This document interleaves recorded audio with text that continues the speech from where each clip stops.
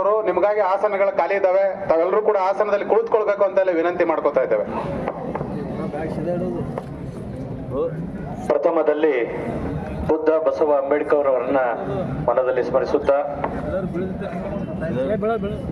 ಭಾರತ ರತ್ನ ಸನ್ಮಾನ್ಯ ಶ್ರೀ ಅಂಬೇಡ್ಕರ್ ಅವರನ್ನ ಅವಹೇಳನಕಾರಿಯಾಗಿ ಸಂಸತ್ತಿನಲ್ಲಿ ನಿಂದನೆ ಮಾಡಿದಂತಹ ಈ ಭಾರತ ಸರ್ಕಾರದ ಗೃಹ ಮಂತ್ರಿಗಳಾದ ಅಮಿತ್ ಶಾ ಅವರ ರಾಜೀನಾಮೆಗೆ ಒತ್ತಾಯಿಸಿ ಇಂದು ನಡೆದಂತ ಇಂತಹ ಹೋರಾಟದಲ್ಲಿ ಭಾಗಿಯಾದಂತ ತಮ್ಮೆಲ್ಲರನ್ನ ನಮಸ್ಕರಿಸಿ, ವೇದಿಕೆ ಮೇಲೆ ಸಾನ್ನಿಧ್ಯವನ್ನು ವಹಿಸಿರುವಂತ ಪರಮ ಪೂಜ್ಯರ ಪಾದಕಮಲಗಳಿಗೆ ನಮಸ್ಕರಿಸಿ, ವೇದಿಕೆ ಮೇಲೆ ಆಸೀನರಿರುವಂತ ಎಲ್ಲ ಗಣ್ಯಮಾನ್ಯರೇ, ನಾವೆಲ್ಲ 12ನೇ ಶತಮಾನದಲ್ಲಿ ಬಸವ ತತ್ವವನ್ನ ಕಂಡಿವೆ. ತದನಂತರ 20ನೇ ಶತಮಾನದಲ್ಲಿ ಸಂವಿಧಾನವನ್ನ ನಮ್ಮ ದೇಶಕ್ಕೆ ಕೊಟ್ಟು ಪ್ರತಿಯೊಬ್ಬರು ಗೌರವಯುತವಾಗಿ ಬಾಳುವಂತ ಒಂದು ಅಧಿಕಾರವನ್ನ ಕೊಟ್ಟಂತಹ ಮಹಾನ್ ದೇವರನ್ನ ನಾವು ಅಂಬೇಡ್ಕರ್ರಲ್ಲಿ ಕಾಣ್ತಾ ಇದ್ದೇವೆ. ಕೇವಲ ಅವರೊಬ್ಬ ವ್ಯಕ್ತಿಯಾಗಿ ಅಲ್ಲ, ಈ ದೇಶಕ್ಕೆ ಪ್ರತಿಯೊಬ್ಬ ಪ್ರಜೆಗೆ ಗೌರವಯುತವಾಗಿ ಬಾಳ್ಲಿಕ್ಕೆ ಮತ್ತು ಸಮಾಜದಲ್ಲಿ ಏನನ್ನಾದರೂ ಒಂದು ಸಾಧಿಸಲಿಕ್ಕೆ ಕೊಟ್ಟಂತಹ ಒಂದು ಸಂವಿಧಾನ ಶಿಲ್ಪಿ ಡಾಕ್ಟರ್ ಬಾಬಾ ಸಾಹೇಬ್ ಅಂಬೇಡ್ಕರ್ ಅವರು. ಅವರ ಬಗ್ಗೆ ಅವಹೇಳನಕಾರಿಯಾಗಿ ಮಾತನಾಡುವುದಂತಂದ್ರೆ ಅದೊಂದು ಅಕ್ಷಮ್ಯ ಅಪರಾಧ. ಈ ಒಂದು ಅಪರಾಧವನ್ನು ಎಸಗಿದಂತಹ ಗೃಹ ಮಂತ್ರಿಗಳು ಅಮಿತ್ ಶಾ ಅವರು ತಕ್ಷಣವೇ ತಮ್ಮ ಸ್ಥಾನಕ್ಕೆ ರಾಜೀನಾಮೆಯನ್ನು ನೆಟ್ಟು ಮತ್ತೆ ತಮಗೆ ತಾಕತ್ತಿದ್ರೆ ಇನ್ನೊಂದ್ಸಾರಿ ಎಲೆಕ್ಷನ್ ನಿಂತು ಆರಿಸಿ ಬರಬೇಕು ಹೊರತಾಗಿ ಆ ಸ್ಥಾನದಲ್ಲಿ ಇರುವುದು ಅವರಿಗೆ ಗೌರವ ತರುವುದಂತ ಅಲ್ಲ ಅಂತ ಮಾತನ್ನು ಹೇಳಿ, ರಾಷ್ಟ್ರಪತಿಗಳು ಕೂಡಲೇ ಈ ಒಂದು ಮೆಟ್ಟಿನಲ್ಲಿ ಒಂದು ನಿರ್ಧಾರವನ್ನು ತೆಗೆದುಕೊಂಡು ಇದೇನು ಎಲ್ಲ ಸಮಾಜಕ್ಕೆ ಒಂದು ಅವಮಾನ ಮಾಡಿದಂತಹ ಈ ಸರ್ಕಾರವನ್ನು ವಜಾಗೊಳಿಸಿ ಈ ಸಂವಿಧಾನಕ್ಕೆ ನ್ಯಾಯ ಕೊಡುವಂತ ಒಂದು ಕೆಲಸ ತಮ್ಮಿಂದ ಆಗ್ಬೇಕನ್ನೋದನ್ನ ಆಗ್ರಹಿಸಿ ಈ ಒಂದು ಬಂದ್ಗೆ ಸಹಕಾರ ನೀಡಿದಂತ ತಮ್ಮೆಲ್ಲರಿಗೆ ಅಭಿನಂದಿಸಿ ನನ್ನ 4 ಮಾತುಗಳನ್ನು ಮುಗಿಸ್ತಾ ಇದ್ದೀನಿ. ಜೈ ಹಿಂದ್, ಜೈ ಭೀಮ್. ಧನ್ಯವಾದಗಳು ಡಾಕ್ಟರ್ ಸಾಹೇಬ್ರಿಗೆ.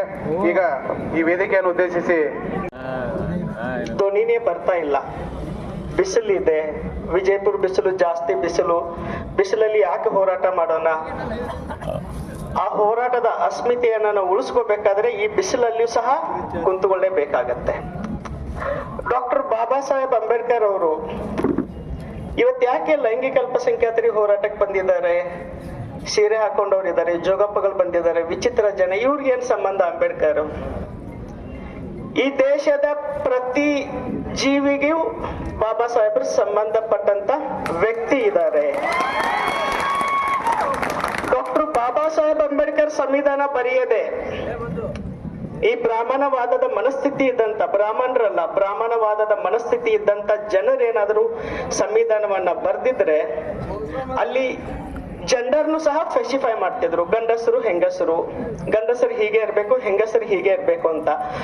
ಆ ಜೆಂಡರ್ ಅನ್ನ ಸ್ಪೆಸಿಫೈ ಮಾಡದೆ ಮನುಷ್ಯರು ಅಂತ ಹೇಳಿದಕ್ಕೆ ಇವತ್ತು ಲೈಂಗಿಕ ಅಲ್ಪಸಂಖ್ಯಾತರು ಸಹ ನಾವು ಧ್ವನಿ ಎತ್ತಲಿಕ್ಕೆ ಕಾರಣ. ನಮ್ಮ ಪರವಾಗಿ ಹಕ್ಕುಗಳು, ಕಾನೂನುಗಳು ಅದೇನಾದ್ರೂ ಸಿಕ್ಕಿದ್ರೆ ಈ ದೇವರು ದಿಂಡ್ರುಗಳಿಂದ ಸಿಕ್ಕಿಲ್ಲ, ಈ ಕಲ್ಲು ದೇವರುಗಳಿಂದ ಸಿಕ್ಕಿಲ್ಲ. ಡಾಕ್ಟರ್ ಬಾಬಾ ಸಾಹೇಬ್ ಅಂಬೇಡ್ಕರ್ ಅವರಿಂದ ಸಿಕ್ಕಿದ್ದಂತ ಮತ್ತೆ ಅವರು ಬರೆದಂತ ಸಂವಿಧಾನದಿಂದ ಇವತ್ತು ನಾವು ಈ ವೇದಿಕೆಯಲ್ಲಿ ಮಾತನಾಡಕ್ಕೆ ಮತ್ತೆ ಈ ವೇದಿಕೆಯಲ್ಲಿ ಜೆಂಡರ್ ಅನ್ನ ಸ್ಪೆಸಿಫೈ ಮಾಡಕ್ಕೆ ನಮಗೆ ಹಕ್ಕು ಸಿಕ್ಕಿದೆ. ಅಮಿತ್ ಶಾ ಅವರೇ, ನಾವು ನೇರವಾಗಿ ನಿಮಗೆ ಮಾತಾಡ್ತೀವಿ. ಅಂಬೇಡ್ಕರ್ ಅಂಬೇಡ್ಕರ್ ಅಂಬೇಡ್ಕರ್ ಹೇಳೋದು ಒಂದು ಫ್ಯಾಷನ್ ಆಗಿದೆ. ಹೌದು, ಅಂಬೇಡ್ಕರ್ ಅಂತ ಹೇಳಿದ್ರೆ ಅದೊಂದು ಸಮಾನತೆಯ ಹಕ್ಕನ್ನ ಕೊಡುವಂತ ಧ್ವನಿ ಆಗತ್ತೆ. ಅಂಬೇಡ್ಕರ್ ಅಂತ ಹೇಳಿದ್ರೆ ಘನತೆಯಿಂದ ಜೀವನ ಮಾಡುವಂತ ಹಕ್ಕನ್ನ ಕೊಡುವಂತ ಒಂದು ಧ್ವನಿ ಆಗತ್ತೆ. ಅಂಬೇಡ್ಕರ್ ಅಂತ ಹೇಳಿದ್ರೆ ಮಹಿಳೆಯರ ಧ್ವನಿ ಆಗತ್ತೆ. ಅಂಬೇಡ್ಕರ್ ಅಂತ ಹೇಳಿದ್ರೆ ಜಾತಿಯಿಂದ, ಧರ್ಮದಿಂದ, ಲಿಂಗದ ಆಧಾರವಾಗಿ ನೀವು ಶೋಷಣೆಗಳನ್ನ ಏನ್ ಮಾಡ್ತಾ ಬಂದಿದ್ದೀರಲ್ಲ, ನಿಮ್ಮ ವಿರುದ್ಧ ಗರ್ಜಿಸುವ ಧ್ವನಿ ಆಗತ್ತೆ. ಅದೇ ಈ ದೇವರು ದೇವರು ದೇವರು ಅಂತ ಹೇಳಿದ್ರೆ ಮತ್ತೆ ನಾವು ಗುಲಾಮರಾಗ್ತೀವಿ, ನೀವು ಪೂಜಾರಿಗಳಾಗ್ತೀರಾ, ನಿಮ್ಮ ತಟ್ಟೆಯಲ್ಲಿ ಕಾಸು ನಾವು ಹಾಕ್ಬೇಕು, ನಾವು ಬೀದಿಗೆ ಬೀಳಬೇಕು, ಮತ್ತೆ ಅದೇ ಮೋರಿಯನ್ನ ಬಾಚಬೇಕು, ಹೆಣ್ಮಕ್ಳು ಮನೆಯಲ್ಲೇ ಇರಬೇಕು. ಗಂಡಸರ ದಾಸಿಗಳಾಗಿರ್ಬೇಕು. ಆ ವ್ಯವಸ್ಥೆ ಮತ್ತೆ ಮನು ವ್ಯವಸ್ಥೆಯನ್ನ ತರಲಿಕ್ಕೆ ನೀವೇನು ಒಂದು ಟ್ರಯಲ್ ಆಗಿ ಹಳ್ಳ ಒಗ್ದಿದಿರಲ್ಲ, ನೋಡೋಣ ಯಾವ ರೀತಿ ಸ್ಪಂದನೆ ಇದೆ ಈ ದೇಶದ ಬಹುಸಂಖ್ಯಾತರದು ಅಂತ. ಇದು ಇನ್ನು ಸಾಂಕೇತಿಕವಾಗಿ ಇವತ್ತು ವಿಜಯಪುರ ಜಿಲ್ಲೆಯಲ್ಲಿ ಇಲ್ಲಿಯ ಸ್ಥಳೀಯ ನಾಯಕರು ಸಾಂಕೇತಿಕವಾಗಿ ನಿಮಗೆ ಎಚ್ಚರಿಕೆ ಕೊಡ್ತಾ ಇದ್ದಾರೆ. ಏನಂತ ಎಚ್ಚರಿಕೆ ಕೊಡ್ತಾ ಇದ್ದಾರೆ ಅಂದ್ರೆ, ಈ ದೇಶದ ಮೂಲ ನಿವಾಸಿಗಳಾದ ಬಹುಸಂಖ್ಯಾತರ ಮನಸ್ಸುಗಳನ್ನ ನೀವೇನಾದ್ರೂ ನೋಯಿಸಿದರೆ ನಿಮ್ಮನ್ನ ಮನೆಗೆ ಕಳಿಸೋ ಅಸ್ತ್ರವನ್ನು ಡಾಕ್ಟರ್ ಬಾಬಾ ಸಾಹೇಬ್ ಅಂಬೇಡ್ಕರ್ ಅವರು ನಮ್ಮ ಕೈಯಲ್ಲೇ ಕೊಟ್ಟಿದ್ದಾರೆ. ಎಚ್ಚರ ಇರಲಿ. ಪಕ್ಷಾತೀತವಾಗಿ ನಾನು ಎಲ್ಲಾ ಪಕ್ಷದವ್ರಿಗೆ ಹೇಳ್ತೀನಿ, ನಿಮ್ಮ ರಾಜಕೀಯ ಗುದ್ದಾಟ, ಹೊಡೆದಾಟ, ಬಡದಾಟ ಏನಿದ್ರು ನೀವು ಮಾಡ್ಕೊಳ್ಳಿ.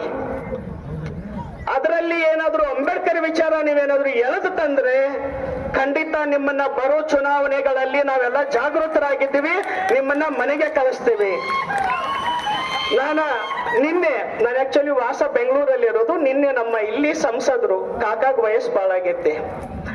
ಅವ್ರು ಹೋದ ಸರಿ ಇಲೆಕ್ಷನ್ ಅಲ್ಲೇ ಮನೆಗೆ ಹೋಗ್ಬೇಕಿತ್ತು. ಕಾಕಾರ ನಿಮ್ಗಿಂತ ಸಣ್ಣವ್, ನಾನು ನಿಮ್ಗಿಂತ ಸಣ್ಣವ್. ದಲಿತರು ನಿಮ್ಮ ರಾಜೀನಾಮೆ ಯಾಕೆ ಕೇಳ್ತಾ ಇದ್ದಾರಂದ್ರ, ಡಾಕ್ಟರ್ ಬಾಬಾ ಸಾಹೇಬ್ ಅಂಬೇಡ್ಕರ್ ಕೊಟ್ಟಂತ ಸಂವಿಧಾನದಿಂದಾನೇ ಇವತ್ತು ನೀವು ಪಾರ್ಲಿಮೆಂಟ್ ಅಲ್ಲಿ ಕುಂತಿದ್ದೀರಾ. ಅದು ಎಚ್ಚರ ಇರ್ಲಿ. ಕಾಕಾರ ಪಕ್ಷಾತೀತವಾಗಿ ಮಾತಾಡ್ರಿ. ಇಲ್ಲ, ಅಮಿತ್ ಶಾ ಅವರು ಕಾಂಗ್ರೆಸ್ ಪಕ್ಷದವನ್ನ ನಿಂದಿಸಕ್ಕೆ ಹೇಳಿದ್ರು, ಮತ್ತೆ ಅವ್ರು ಮಾಡಿದ ತಪ್ಪು. ಆದ್ರೆ ಕಾಂಗ್ರೆಸ್ ಪಕ್ಷವನ್ನ ನೀವು ನಿಂದಿಸ್ತೀರಾ, ನಿಂದಿಸ್ಕೊಳ್ಳಿ. ನಿಮ್ಮ ಕಾಂಗ್ರೆಸ್ ಬಿಜೆಪಿ ಹೋರಾಟ ಹೊಡೆದಾಟ ನಿಮ್ ಕಡೆ ಇರ್ಲಿ. ಆದ್ರೆ ಡಾಕ್ಟರ್ ಬಾಬಾ ಸಾಹೇಬ್ ಅಂಬೇಡ್ಕರ್ ಹೆಸರನ್ನ ತೆಗೆದುಕೊಂಡು ಬಂದ್ಬಿಟ್ಟು ಮೌಢ್ಯವನ್ನ ಬಿತ್ತಲಕ್ಕೆ ಹೋಗ್ತಾ ಇದ್ದಾರೆ. ಹಾಗಾಗಿ ಪಾರ್ಲಿಮೆಂಟ್ ಅಲ್ಲಿ ಕೂತಂತ ವಿಜಯಪುರ ಸಂಸದರ ಕಾಕಾರ, ನೀವು ಬಾಬಾ ಸಾಹೇಬರ ಪರವಾಗಿದ್ದೀರೋ, ಸಂವಿಧಾನದ ಪರವಾಗಿದ್ದೀರೋ, ಈ ದೇಶದ ಮೂಲ ನಿವಾಸಿಗಳ ಪರವಾಗಿದ್ದೀರೋ, ಅಥವಾ ಬ್ರಾಹ್ಮಣತ್ವದ ಪರವಾಗಿದ್ದೀರೋ, ಈ ಮನುಸ್ಮೃತಿ ವಾಪಸ್ ತರಕ್ಕೆ ಕೈ ಜೋಡಿಸ್ತಾ ಇದ್ದೀರೋ, ಮುಂದಿನ ನಿಮ್ಮ ಪೀಳಿಗೆ ಮಕ್ಕಳು ಮೊಮ್ಮಕ್ಕಳು ಮತ್ತೆ ಜೀತ ಪದ್ಧತಿಯನ್ನ, ಈ ಹೆಣ್ಮಕ್ಕಳು ಮತ್ತೆ ಅತ್ಯಾಚಾರಿಗೆ ಒಳಗಾದ್ರೂ ಸಹ ಬಾಯಿ ಮುಚ್ಚಿಕೊಂಡ್ರಾಕೆ ನೀವಿದ್ರೆ ಈ ಸಾರಿ ನಿಮ್ಮನ್ನ ಬರೋ ಚುನಾವಣೆಯಲ್ಲಿ ತುಂಬಾ ಆತ್ಮೀಯದಿಂದ ಕೈ ಮುಗಿದು ನಿಮ್ಮನ್ನ ಮನೆ ಕಳಿಸ್ತೀವಿ. ಮನೆಯಲ್ಲಿ ಚಾಕರಿ ಮಾಡ್ತಾ ಅಲ್ಲೇ ಕುಂತ್ಕೊಳ್ಳಿ. ಡಾಕ್ಟರ್ ಬಾಬಾ ಸಾಹೇಬ್ ಅಂಬೇಡ್ಕರ್ ಅನ್ನೋದು ದಲಿತ ನಾಯಕರಲ್ಲ. ನಾವೆಷ್ಟೋ ದಲಿತರು ಅರ್ಥ ಮಾಡ್ಕೋಬೇಕಾಗಿದೆ. ಬಾಬಾ ಸಾಹೇಬ್ರಂದ್ರೆ ಅಂಬೇಡ್ಕರ್ ಕೇರಿ ದಲಿತರಿಗೆ ಮಾತ್ರ ಲೇಬಲ್ ಅಲ್ಲ. ಬಾಬಾ ಸಾಹೇಬರು ಇಡೀ ಪ್ರಪಂಚದ ನಾಯಕರು, ಇಡೀ ಪ್ರಪಂಚದ ಮನುಕುಲದ ನಾಯಕರು, ಇಡೀ ಪ್ರಪಂಚದ ಮಾನವ ಜೀವಿಗಳ ನಾಯಕರು. ಹಾಗಾಗಿ ಈ ಒಂದು ವೇದಿಕೆ ಮುಖಾಂತರ ಎಲ್ಲಾ ಲೈಂಗಿಕ ಅಲ್ಪಸಂಖ್ಯಾತರು ಕರ್ನಾಟಕದಲ್ಲಿ ಆಲ್ರೆಡಿ ಒಬ್ಬರು ಹೇಳಿದ್ರು, ಈ ಬರೋ ಜನವರಿ 7-8ರಲ್ಲಿ ರಾಜ್ಯದಲ್ಲಿ ದೊಡ್ಡ ಮಟ್ಟದ ಬಂದ್ ಕರೆಯನ್ನ ಕೊಡಕ್ಕೆ ಸಭೆಯನ್ನ ಆಗ್ತಾ ಇದೆ. ಸುಮಾರು ಮುಖಂಡರು ಅದರ ನಾಯಕತ್ವ ವಹಿಸಿಕೊಂಡು ಅಂದು ಸಹ ನಾವು ಕರ್ನಾಟಕದಿಂದ ಎಚ್ಚರಿಕೆ ಕೊಡ್ತೀವಿ. ಮಾನ್ಯ ಮೋದಿ ಅವರೇ, ನಿಮ್ಮ ಡ್ರಾಮಾ ಸಾಕು. ನೀವು ಈ ದೇಶದ ಪ್ರಧಾನಿ, ಬಾಬಾ ಸಾಹೇಬರ ಫೋಟೋ ಪ್ರೂಫ್ಗಾಗಿ ಕಾಲ್ ಮುಗಿಯೋದಲ್ಲ. ನಿಮ್ಮ ಮನಸ್ಸಲ್ಲಿ ಡಾಕ್ಟರ್ ಬಾಬಾ ಸಾಹೇಬ್ ಅಂಬೇಡ್ಕರ್ ಇಲ್ಲ ಅಂತ ನಮಗೆ ಗೊತ್ತಿದೆ ಈ ದೇಶದ ಜನಕ್ಕೆ. ಮತ್ತೆ ನಿಮ್ಮ ಪಕ್ಷದ ವ್ಯವಸ್ಥೆ ಏನಿದೆ ಅಂತ ಈ ದೇಶದ ಜನಕ್ಕೆ ಗೊತ್ತಿದೆ. ನೀವು ಯಾರು ಪರವಾಗಿದ್ದೀರಾ, ನೀವು ಮನು ಪರವಾಗಿದ್ದೀರಾ, ಮನುಸ್ಮೃತಿಯನ್ನ ವಾಪಸ್ ತರಕ್ ಹೋಗ್ತಾ ಇದ್ದೀರಾ, ಅದು ಖಂಡಿತ ಸಾಧ್ಯ ಇಲ್ಲ. ನೀವೇನಾದ್ರೂ ಸಂವಿಧಾನಕ್ಕೆ ಕೈ ಹಾಕಿದ್ರೆ, ಬಾಬಾ ಸಾಹೇಬ್ರ ವಿಚಾರಕ್ಕೆ ಬಂದ್ರೆ ರಕ್ತ ಕ್ರಾಂತಿ ಆಗತ್ತೆ. ಮತ್ತೆ ಭೀಮಾ ಕೊರೆಗಾಂವ್ ವಾಪಸ್ ಜ್ಞಾಪಕ ಮಾಡ್ಕೊಳ್ಳಿ. ನೀವು ಅದನ್ನ ಯೋಚನೆ ಮಾಡಿ ಅಂತ ಹೇಳ್ತಾ ನಾನು ಮಾತನ್ನ ಮುಗಿಸ್ತೀನಿ. ಜೈ ಭೀಮ್. 3 ಘೋಷಣೆ ಕೂಗಿ ಮಾತನ್ನ ಮುಗಿಸ್ತೀನಿ. ಜೈ ಜೈ ಜೈ ಜೈ ಜೈ ಭೀಮ್. ಜೈ ಜೈ ಜೈ ಜೈ ಜೈ ಭೀಮ್. ಜೈ ಟಿಪ್ಪು ಜೈ ಭೀಮ್. ಜೈ ಟಿಪ್ಪು ಜೈ ಭೀಮ್. ಜೈ ಬಸವ ಜೈ ಭೀಮ್. ಜೈ ಪುಲೆ ಜೈ ಭೀಮ್. ಜೈ ಪೆರಿಯಾರ್ ಜೈ ಭೀಮ್. ಜೈ ರಮಾಯಿ ಜೈ ಭೀಮ್. ಜೈ ಭೀಮ್ ಸ್ನೇಹಿತರೆ. ಧನ್ಯವಾದಗಳು. ಈಗ ಈ ವೇದಿಕೆಯನ್ನು ಉದ್ದೇಶಿಸಿ ಅವ್ರು ಮಾತನಾಡಬೇಕು ಅಂತ ವಿನಂತಿಯನ್ನು ಮಾಡ್ಕೊತಾ ಇದ್ದೇನೆ.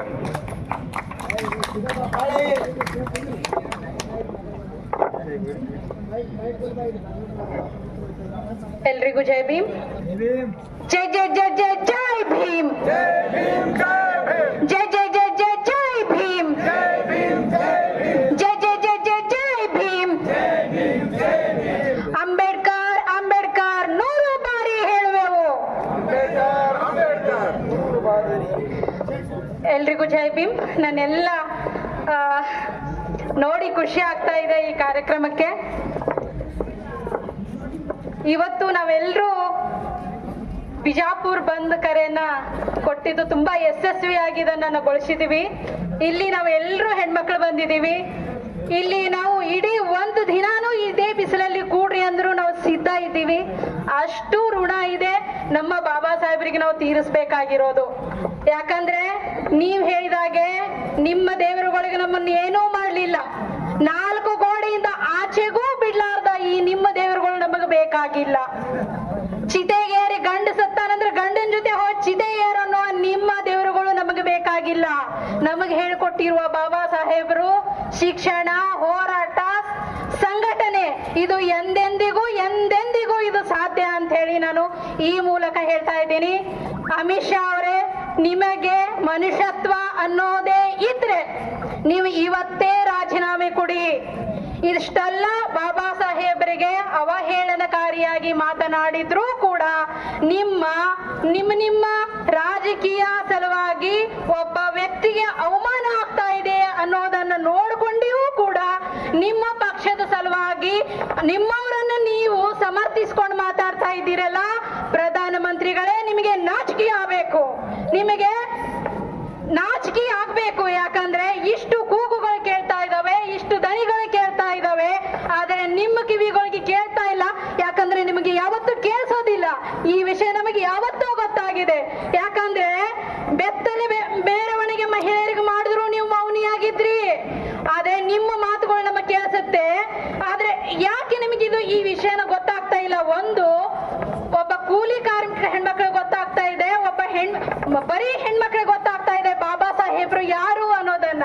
ಬಾಬಾ ಸಾಹೇಬ್ರ ಬಗ್ಗೆ ನೀವು ಅಂಬೇಡ್ಕರ್ ಫ್ಯಾಷನ್ ಆಗ್ಬಿಟ್ಟಿದೆ ಅಂತ ಹೇಳಿ ಮಾತಾಡಿದಿರಲ್ಲ. ಹೌದು, ನಮಗೆ ಅಂಬೇಡ್ಕರ್ ಅಸ್ತಿತ್ವ, ಅಂಬೇಡ್ಕರ್ ನಮ್ಮ ಸ್ವಾಭಿಮಾನ, ಅಂಬೇಡ್ಕರೇ ನಮ್ಮ ಅಸ್ತಿತ್ವ. ಅದನ್ನು 100 ಅಲ್ಲ, ಮಿಲಿಯನ್ ಬಾರಿ ಹೇಳ್ತೀವಿ. ಅವರು ಸುಮ್ನೆ ಹೋಗಿಲ್ಲ, ಅವರು ಬಾಬಾ ಸಾಹೇಬ್ರ ಬೀಜಗಳನ್ನ ಬಿತ್ತು ಹೋಗಿದ್ದಾರೆ. ಆ ಬೀಜಗಳು ಯಾವತ್ತಿದ್ರೂ ಅವು ಮೊಳಗುತ್ತವೆ. ಇಷ್ಟು ಹೇಳಿ ನನ್ನ ಮಾತನ್ನ ಮುಗಿಸ್ತಾ ಇದ್ದೀನಿ. ಧನ್ಯವಾದಗಳು ಸಹೋದರಿ ಭುವನೇಶ್ವರಿ ಕಾಂಬಳಿ ಅವರಿಗೆ. ಈಗ ಈ ಸಭೆಯನ್ನು ಉದ್ದೇಶಿಸಿ ಮಲ್ಲಣ್ಣ ಸಿರ್ಶಾಡ್ ಅವರು ಜಿಲ್ಲಾ